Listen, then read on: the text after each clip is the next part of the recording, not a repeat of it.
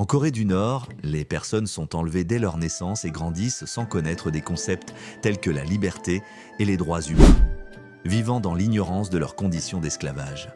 Ce pays, enveloppé de mystères par son isolement et sa secrétivité, régit sévèrement tous les aspects de la vie de ses habitants, allant d'un mode de vie étrange dans certaines villes à l'utilisation répandue de la colère. Dans cette vidéo, nous examinerons les bizarreries uniques de la Corée du Nord. Si vous êtes ici pour la première fois, abonnez-vous à la chaîne en activant la cloche et laissez un joli like avant de commencer la vidéo. Commençons tout de suite.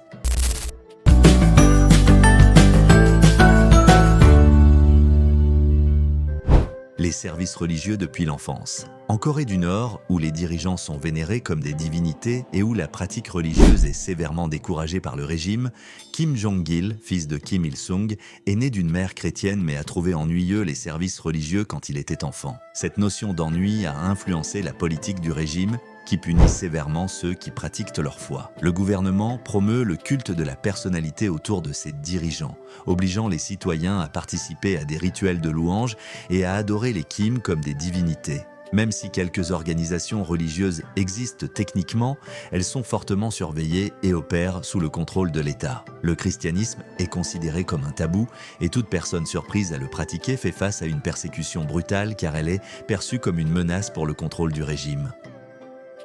Le culte des leaders éternels. Le pouvoir suprême en Corée du Nord est incarné dans le culte de la personnalité et dans la direction héréditaire de la famille Kim, initiée avec Kim Il-sung en 1948. Malgré des élections apparemment démocratiques tous les 5 ans, le contrôle est fermement entre les mains de la dynastie Kim. Voyons pourquoi les Nord-Coréens sont déterminés à maintenir la famille Kim au pouvoir en examinant les origines historiques et les mécanismes du culte et comment cela influence la société et les relations internationales. Au cœur du culte de la personnalité se trouve la vénération de Kim Il-sung et de son fils Kim Jong-il, considérés comme des leaders éternels. Ce culte s'est enraciné pendant le régime de Kim Il-sung, qui a souligné sa suprématie au point de faire débuter le calendrier national à partir de son année de naissance. Il a consolidé son pouvoir en promouvant la loyauté et en instillant la crainte, en interdisant toute forme de critique et en attribuant tous les succès du pays à son leadership.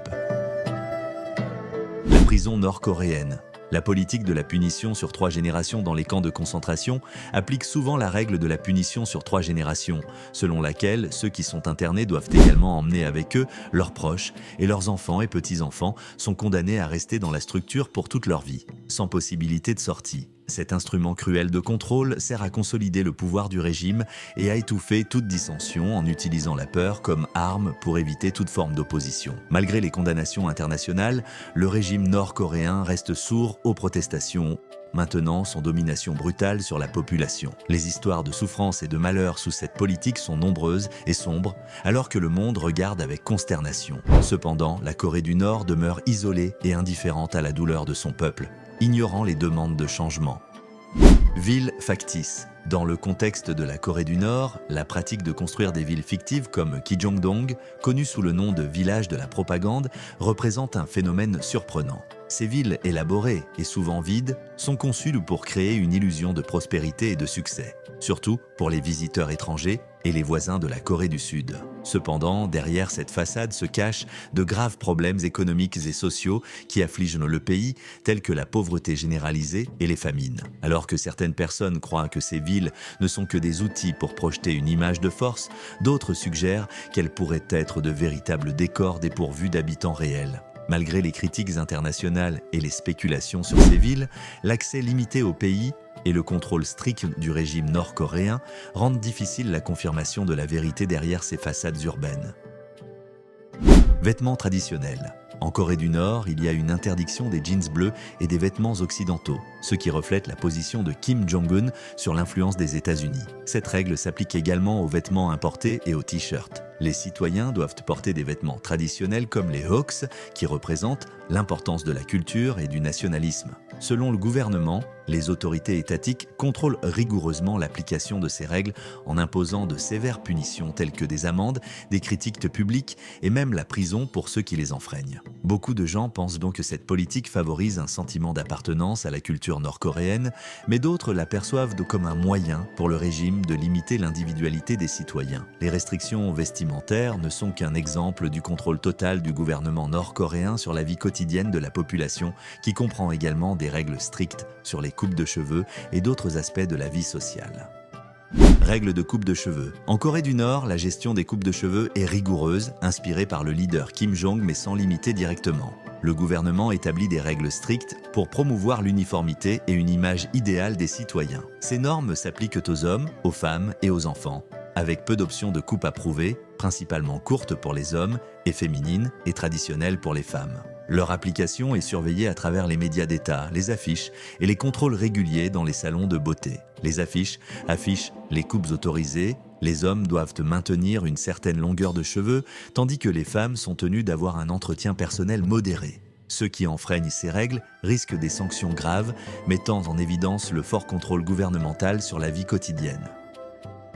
Les dames de la circulation. Lorsqu'on visite la Corée du Nord, il est difficile de ne pas remarquer les élégantes femmes qui dirigent la circulation avec grâce et discipline, vêtues d'uniformes impeccables, de gants blancs et de chapeaux distinctifs. Ces dames jouent un rôle dans le maintien de l'ordre sur les routes, surtout dans la capitale Pyongyang. En plus de gérer le flux de véhicules, elles servent de symbole de fierté nationale et de discipline. Une sélection rigoureuse et une formation précise caractérisent ces femmes, choisies non seulement pour leurs compétences, mais aussi pour leur apparence physique et leur formation éducative. Introduite dans les années 60 pour promouvoir une société disciplinée, la figure des dames de la circulation est devenue un symbole durable du socialisme nord-coréen, souvent représenté dans la propagande d'État. Leur formation va au-delà des règles de la circulation, comprenant des compétences en communication et des signaux manuels pour gérer efficacement le trafic.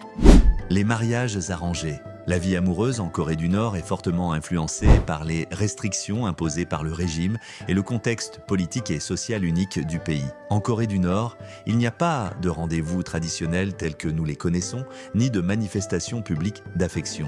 Les interactions entre individus sont étroitement surveillées et contrôlées par le gouvernement, ce qui rend les citoyens prudents dans leurs approches sentimentales de peur de la surveillance et des possibles punitions. La pratique la plus répandue est celle des mariages arrangés, où le critère prédominant est souvent le statut social et la fidélité au régime. La recherche du partenaire idéal se fait généralement au sein de cercles sociaux restreints, où la compatibilité idéologique joue un rôle crucial dans la sélection du partenaire. Les relations avec des individus venant d'autres pays sont vues avec méfiance par le régime, qui les considère comme un risque potentiel pour la sécurité nationale. Aucun usage de contraceptifs et de produits d'hygiène. Les femmes en Corée du Nord ne connaissent pas l'utilisation de contraceptifs et de produits d'hygiène féminine et ne les ont jamais vus, bien qu'ils aient été inventés en 1948. En raison du secret qui enveloppe le pays, de nombreuses choses pourraient avoir changé au fil du temps. Cependant, selon les témoignages de femmes ayant vécu dans le pays, l'utilisation de tissus et de serviettes lavées et réutilisées chaque mois est courante, ce qui est considéré comme peu hygiénique. Non à la télévision, au smartphone et à la connexion Internet. En Corée du Nord, l'interdiction stricte de la télévision et d'Internet était cruciale pour le contrôle du gouvernement sur l'information et la communication. Cette politique restrictive, en vigueur depuis de nombreuses années, vise à isoler le pays et à maintenir intacte la narrative du régime. Cette interdiction permet au gouvernement de contrôler attentivement le flux d'informations et d'empêcher l'accès à des influences externes qui pourraient menacer la propagande d'État en limitant l'accès aux médias étrangers et à Internet. Le gouvernement préserve ainsi l'idéologie d'État et maintient intact le culte de la personnalité du leader. De plus, cette règle vise à maintenir un sentiment d'isolement et d'unité parmi les citoyens qui ont peu d'opportunités d'être exposés à des points de vue alternatifs.